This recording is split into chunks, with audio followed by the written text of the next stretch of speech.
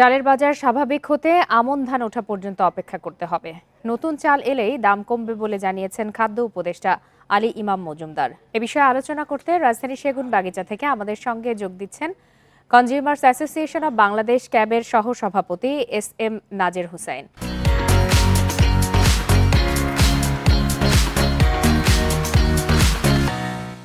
S M নাজের Hussain, আপনাকে স্বাগত জানাচ্ছি ইন্ডিপেন্ডেন্ট টেলিভিশনে।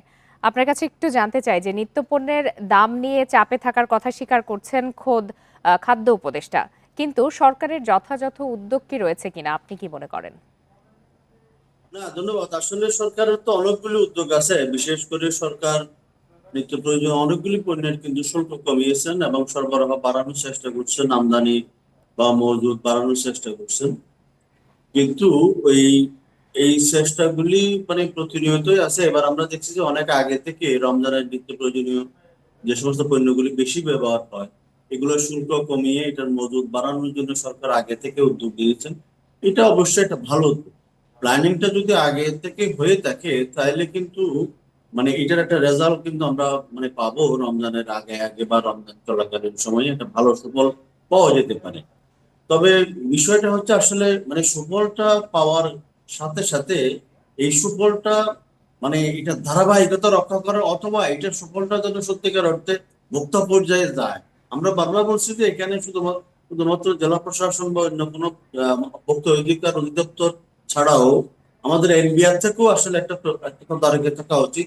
যে সমস্ত শুল্ক কমানোর যে সুবিধা দেওয়া হলো, এটা আসলে কোথায় যাচ্ছে, এটা কি আসলে ভোক্তা পর্যায়ে যাচ্ছে নাকি যাচ্ছে না, মধ্যস্বত্বভোগী অন্য কোনো বড় ইম্পোর্টাররা আমদানিকারকরা এগুলো নিয়ে যাচ্ছে কিনা, অথবা সেটা ঠিক জায়গায় যাচ্ছে কিনা, বা সেই বিষয়টা খতিয়ে দেখা দরকার। তাহলে এই জায়গায় কিন্তু আমি একটি বিষয় আপনার কাছে জানতে চাই। এর আগেও দেখেছি যে বেশ কিছু পণ্যের শুল্ক প্রত্যাহার করা হলেও কিন্তু আমদানিকারকদের মধ্যে অনীহা দেখা দেয়। যার ফলে কিন্তু এই কাঙ্ক্ষিত যেই মানুষ যেই প্রত্যাশাটা করে সেই প্রত্যাশা পূরণ হয় না, অর্থাৎ দাম কমে না। এক্ষেত্রেও কি সেরকম হওয়ার আশঙ্কা আছে কিনা?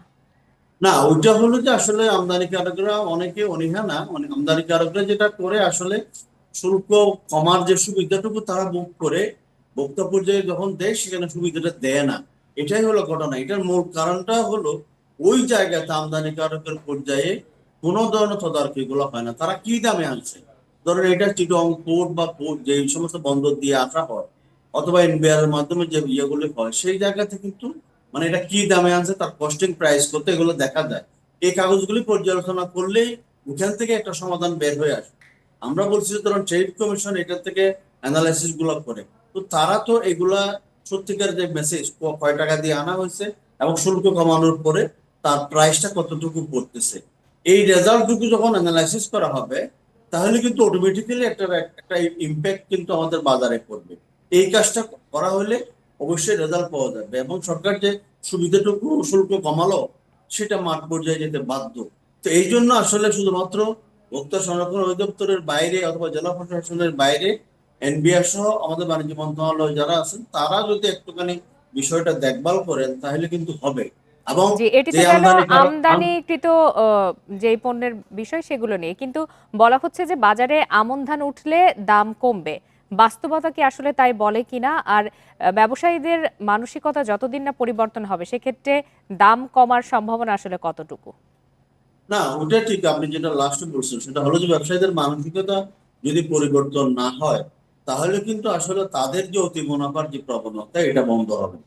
তবে ওই যে আমাদের আমন ফল আমন ধান নতুন করে আসলে আমরা ধরুন এখান থেকে দাম কমবে, সেটার জন্য সরকার কিন্তু চালের শুল্ক একদম কমিয়ে জিরোতে নিয়ে আসছে। তো এখন দরকার হবে যারা চাল আমদানি করেন অথবা বড় মোকামের মালিক, তারা তাদের মাধ্যমে আমদানি গুলো করা এবং আমদানির পরে সেই চালটা কোথায় গেল, সেগুলো কি কোনো এক জায়গায় স্টক হয়ে আছে নাকি এগুলো ডিস্ট্রিবিউশন হচ্ছে বিভিন্ন জায়গায়, সেটার একটু তদারকি করা। আপনি ধরেন কোনো কিছুই করলেন না বলে দাম কমলো না, আপনাকে তো কোনো না কোনো জায়গায় তদারকিটা নিশ্চিত করতে হবে, ফলো আপটা রাখতে হবে। কোনোটাই যদি না করে বলে যে দাম তো কমতেছে না, তো বাজারে প্রভাব পড়ার জন্য সরকারের ওএমএস কার্যক্রম যেরকম চলমান আছে, টিসিবির কার্যক্রম যেরকম চলমান আছে, ওখানেও অনেকগুলো সমস্যা আছে, তারপরেও চলমান রাখার চেষ্টা করা হচ্ছে। যে এইটা যেরকম চলমান, আমরা মনে করি যে আমদানিকৃত পণ্যগুলির ক্ষেত্রেও সরকারের একটা সুপারভিশন দরকার। আসলে পণ্যগুলি ঠিক জায়গায় যাচ্ছে নাকি কোনো এক জায়গায় স্টক হয়ে আছে অথবা কি দামে শুধু আনছে, সরকারের এটা সে একার পক্ষে তো বিক্রিকে আসলে এত বিষয় একসাথে মনিটর করার অনেকটাই কঠিন হয়ে যায়। সেক্ষেত্রে ক্যাবেরও নিশ্চয়ই কিছু দায়বদ্ধতা থাকে। জি, এস এম নাজির হোসেন, আপনাকে অনেক ধন্যবাদ আমাদেরকে সময় দেওয়ার জন্য।